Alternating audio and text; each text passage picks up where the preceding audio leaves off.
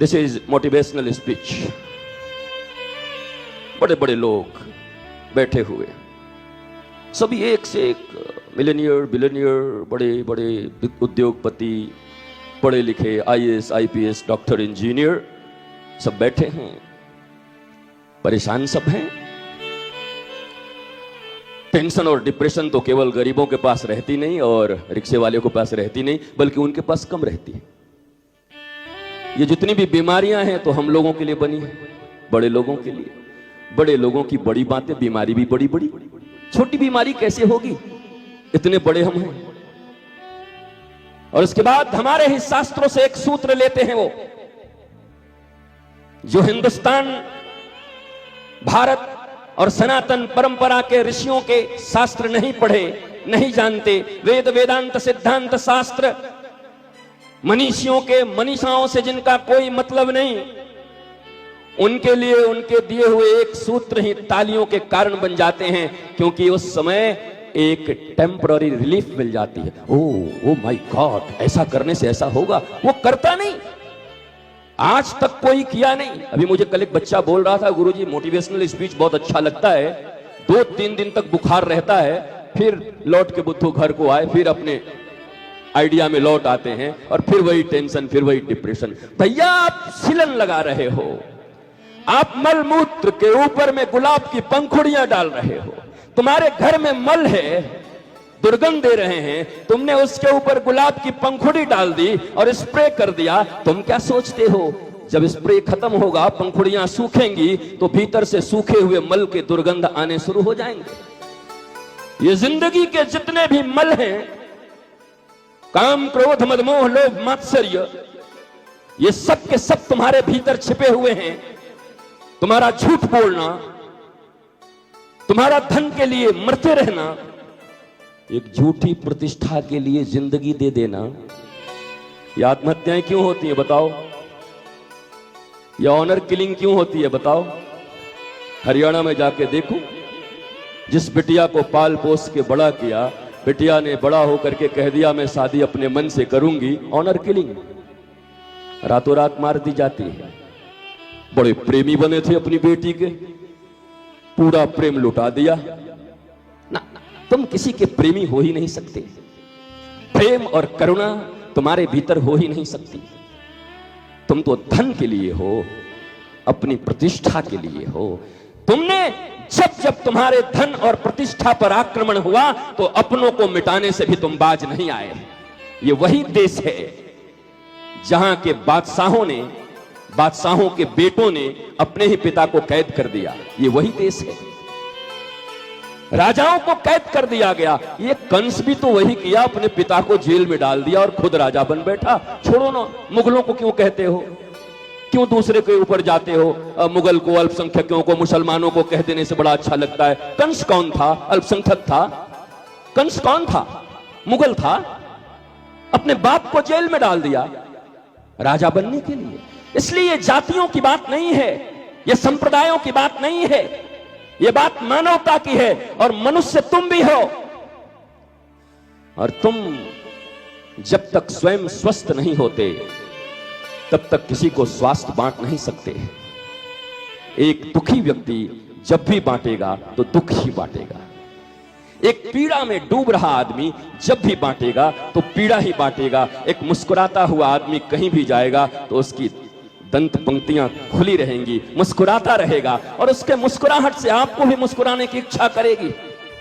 आप जरा मिलो अपने रिश्तेदार से, परिवार से, नातेदार से, बड़े बड़े लोगों से, राजाओं से। आप मिलके एक बार देखिए और एक बार दुखती रग पर हाथ रख दीजिए, माय डियर, आपसे ज्यादा रोता हुआ मिलेगा वो। कैसे संभालूं, वो विरोध में हो गया है, इसको निपटाना है, ऐसे आगे बढ़ना है, कल उसको ऐसे निपटाएंगे, परसों इसको ऐसे करेंगे। हे भगवान, कभी तो चैन में रहे, कभी तो आनंद में रहे, कभी तो मस्ती से उद्घोषणा कर सको कि मुझे भगवान ने, गॉड का बेस्ट क्रिएशन हूं मैं, as a human being. Human हो गए, मैन मन का, ह्यूमन।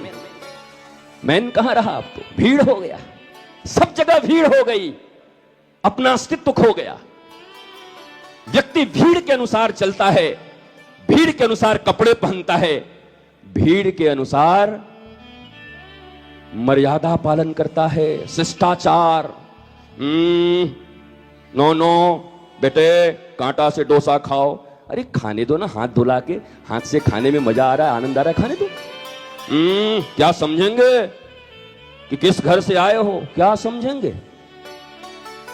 और तुम्हारे पूर्वज क्या कांटा से खाते थे?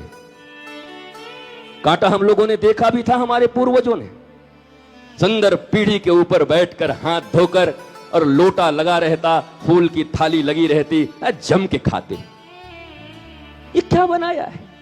ये झूठे आडंबर। आप कह सकते हो कि पॉल्यूशन ज्यादा हो गया है, इस कारण से हमें ऐसा करना पड़ता है। तो पॉल्यूशन हो गया है तो पॉल्यूशन को कम करो और हाथ साफ करो, हाथ साफ करके खाओ। और तुम्हारे हाथ में अगर पॉल्यूशन लग गया है तो कांटे में न होगा, भीतर न जाएगा। मैं सिर्फ यह कहना चाहता हूं कि आप जियो तो अपनी शर्तों पर, अपनी समझ के शर्तों पर जियो, संसार की शर्तों पर मत जियो। मैं नहीं जीता, कोई फर्क नहीं पड़ता, और इसीलिए आनंदित हूं। और तुम भी अगर जीवन में कभी आनंदित होगे तो उसका एक ही कारण होगा, किसी शर्त पे जिंदा मत रहना। शर्त तुम्हारी होनी चाहिए और समझ भी तुम्हारी होनी चाहिए। समझ तुम्हारी हो कि तुम कैसे जीना चाहते हो, तुम्हें आनंद कैसे मिलता है। इसका मतलब मैं ये गलत बातों का, अगर तुम्हें शराब पी करके गालियां देने में आनंद मिलता है तो फिर डंडा खाने के लिए भी तुम तैयार रहो, फिर वो तुम तैयार नहीं। तुम्हारे कर्मों के फल भी तुम्हें ही भोगने होंगे। तुम्हारे पास अपना कुछ नहीं है, न तुम्हारी पहचान है, न तुम्हारी प्रतिष्ठा है, न तुम्हारे अपने लोग हैं, न तुम्हारे रिश्ते हैं। एक रिश्ते में क्या तलाक नहीं हो रहे? 7-7 फेरों के बाद भी क्या पति पत्नी अलग नहीं हो रहे? कारण क्या है बताइए, बताओ तो, कारण क्या है? प्रेमी हो ना, 7 फेरे लिए हो ना। प्रेम का अर्थ यह नहीं होता कि कोई किसी से चाहे। प्रेम हमेशा देता है और काम हमेशा मांगता है। लव और लस्ट में यही फर्क है। यह तलाक क्यों हो रहा है? कोई प्रेमी नहीं है उन दोनों में, ये काम से जुड़े हुए लोग हैं। सीधी सीधी सुनो और मानो इस बात को। हजारों तलाक इसलिए हो रहे हैं कि ये मेरे शारीरिक इच्छा को पूर्ण नहीं कर पा रहा। तुमने डिक्लेयर कर दिया कि ये विवाह तुमने शरीर के लिए किया था, इस ग्राउंड पे तुम्हें तलाक मिल रहे हैं और तुम कहते हो आई लव यू, मुझे तुमसे प्रेम है। दिल बहलाने को गालिब ख्याल अच्छा है, बहलाते रहिए। आपका दिल है, लोगों के बीच घिरे रहिए। जो अपने लगते हैं उनसे अपनत्व का एक भाव बनाए रहिए। लेकिन रोज इसी संसार में देखने के बाद भी नहीं सीखते। जब सत्ता होती है, जब पावर होता है, लोग आसपास होते हैं। जब सत्ता जाती है, परछाई भी पास आना नहीं चाहता। क्या नहीं सीखते? लेकिन क्या मीरा के साथ ऐसा हुआ? क्या कबीर के साथ ऐसा हुआ? क्या तुलसी के साथ ऐसा हुआ? क्या इनके साथ कभी ऐसा हुआ? ये तब भी वैसे ही थे और सारी दुनिया भी तुलसी को ठुकरा दे तब भी, कोई गाली दे चाहे ताली दे, हम हो चुके अवध बिहारी के। सूरदास भी कहते हैं, कोई भला कहे चाहे बुरा कहे, हम हो चुके रमण बिहारी के। वो पूरी दुनिया को संतुष्ट करते नहीं चलते। अरे अपने पत्नी और बच्चों को पूरी जिंदगी में तुम संतुष्ट नहीं कर सकते और तुम चले हो पूरे समाज को संतोष देने। और देने वाला व्यक्ति भी खुद कितना संतोषी है।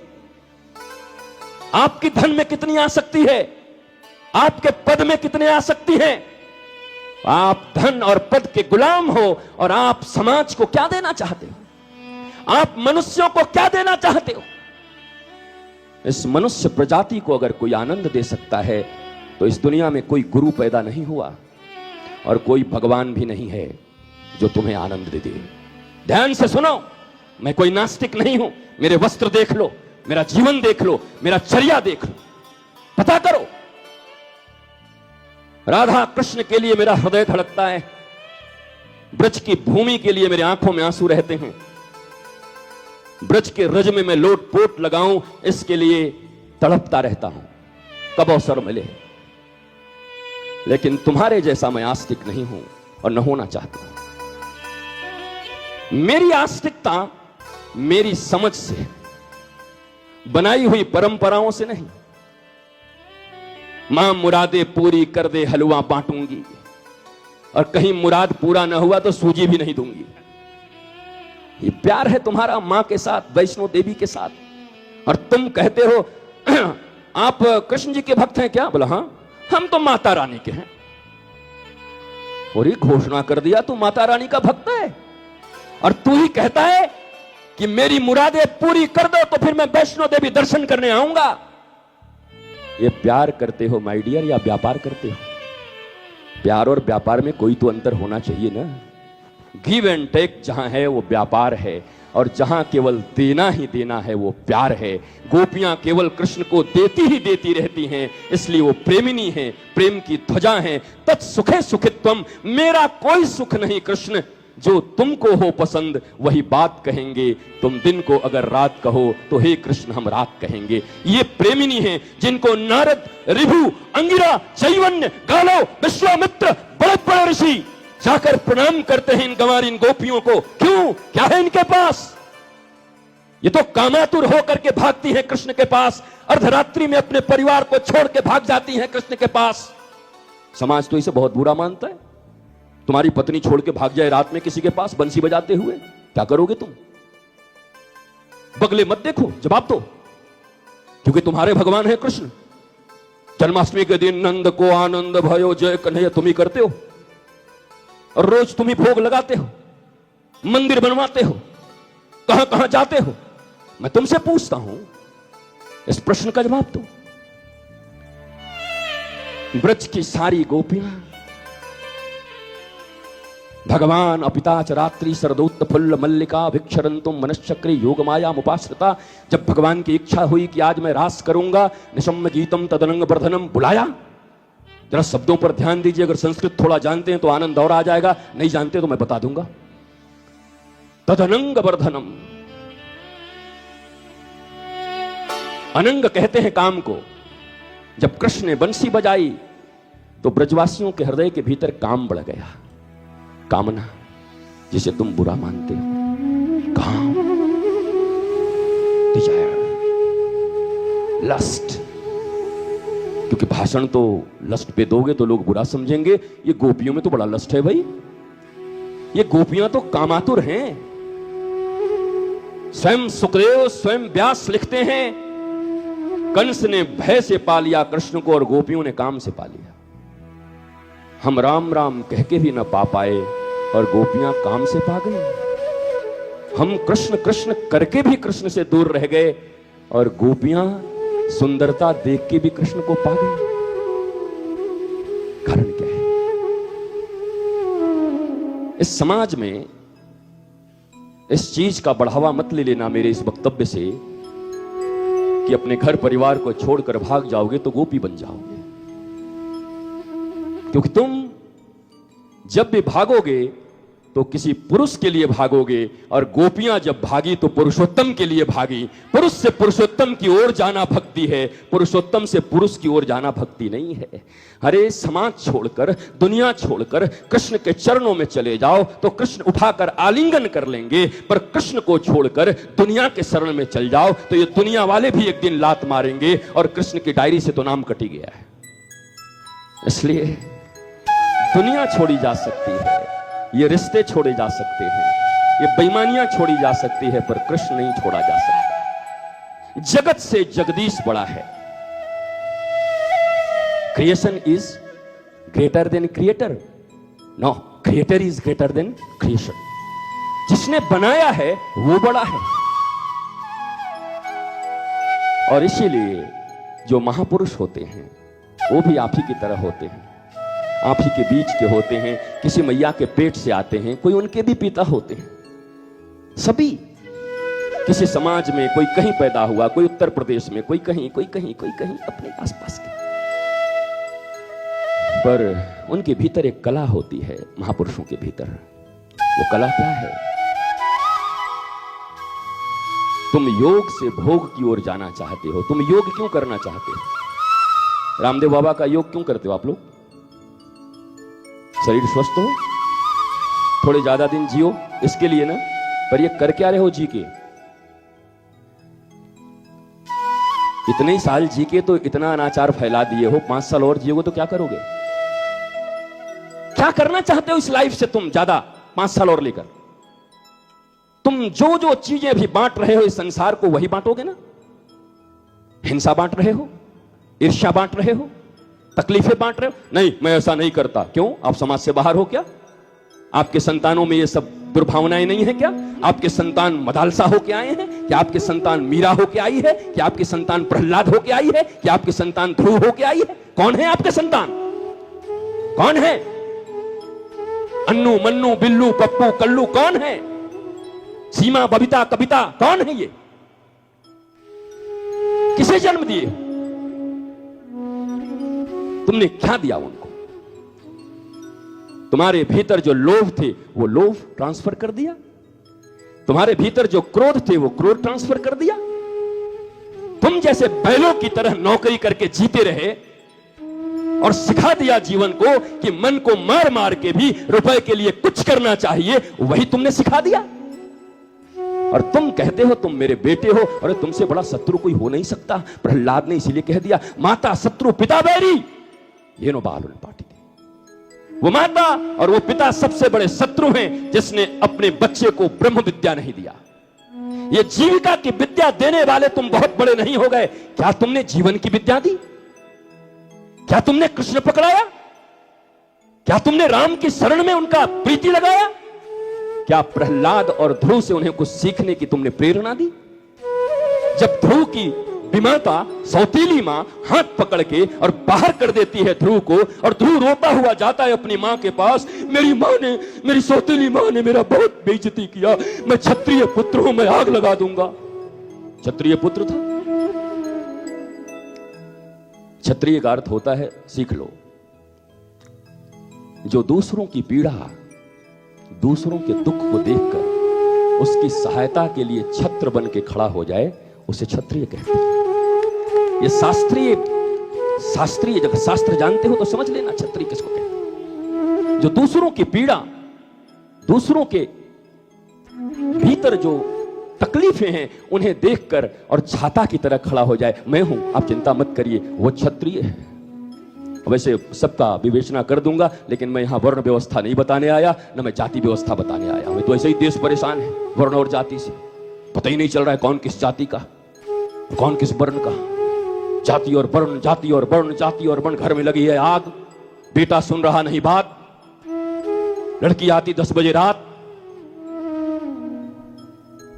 एक भी सुंदर नहीं हुई हमारी प्रभात, और फिर भी हम पड़े हुए हैं धर्म और जात, वर्ण और जात, पता नहीं क्या है।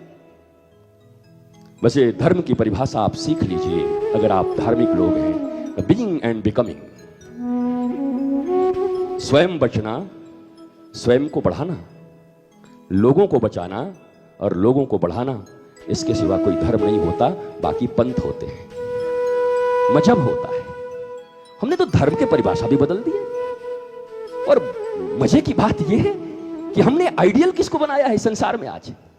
हमारे आइडियल कौन कौन है? मैं तुमसे अभी कहूं 50 मुझे महापुरुषों का नाम लिख के दो, 50, घबरा जाओगे, और दोगे भी तो असलियत तुम्हारी सामने आ जाएगी कि किसको किसको तुम महापुरुष मानते हो।